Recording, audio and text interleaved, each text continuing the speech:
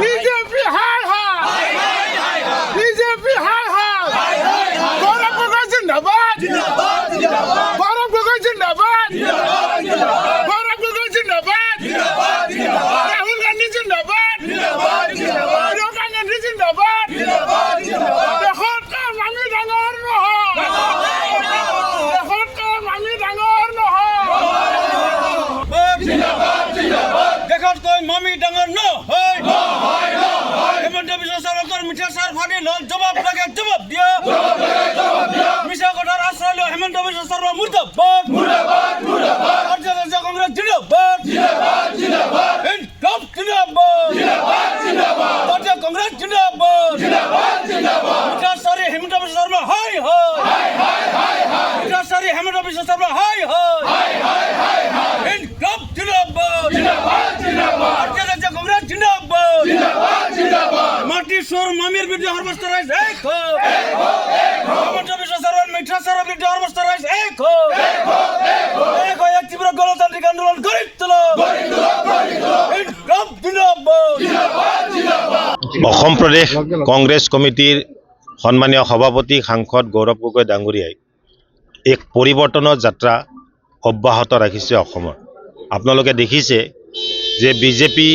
চৰকাৰ আৰু অসমৰ মুখ্যমন্ত্ৰী হিমন্ত বিশ্ব শৰ্মাৰ মিথ্যাচাৰ, হিমন্ত বিশ্ব শৰ্মাৰ কেলেংকাৰী, হিমন্ত বিশ্ব শৰ্মাৰ অত্যাচাৰৰ কথা, শোষণৰ কথা, 12,000 বিঘা ভূমিৰ কথা ইতিমধ্যে অসম প্ৰদেশ কংগ্ৰেছ কমিটিৰ সভাপতি গৌৰৱ গগৈ ডাঙৰীয়াই এই কথা ফাদিল কৰিছে। আজি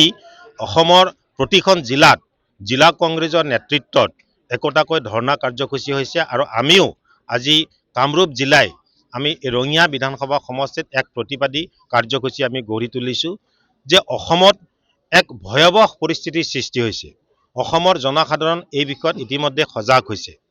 কেৱল নিজৰ স্বাৰ্থৰ কাৰণে, মুখ্যমন্ত্ৰীৰ গাদীখনৰ কাৰণে, চকীখনৰ কাৰণে বিজেপি আৰু মুখ্যমন্ত্ৰীয়ে এইসকলে সদায় ৰাইজক বিপথে পৰিচালিত কৰি নিজৰ মুনাফা লাভৰ কাৰণে চেষ্টা কৰে আৰু এই কথা ইতিমধ্যে সভাপতি গৌৰৱ গগৈ ডাঙৰীয়াই সংবাদ মাধ্যমৰ আগত প্ৰকাশ কৰিছে। আপোনালোকে দেখিছে যে 12,000 বিঘাতকৈ অধিক ভূমি মুখ্যমন্ত্ৰীয়ে নিজৰ পৰিয়ালে লৈ লৈছে আৰু প্ৰায় 40,000 ভূমি আদানী, আম্বানী, পতঞ্জলীক ইতিমধ্যে অসমৰ কৃষি ভূমি গতাই দিছে। ইয়াৰ প্ৰতিবাদত অসমৰ জনসাধাৰণক জাগ্ৰত কৰাৰ কাৰণে অসমৰ প্ৰান্তে প্ৰান্তে এক প্ৰতিবাদী কাৰ্যসূচী গ্ৰহণ কৰা হৈছে আৰু আজি আমিও জিলা কংগ্ৰেছে এই প্ৰতিবাদী কাৰ্যসূচী গ্ৰহণ কৰিছোঁ।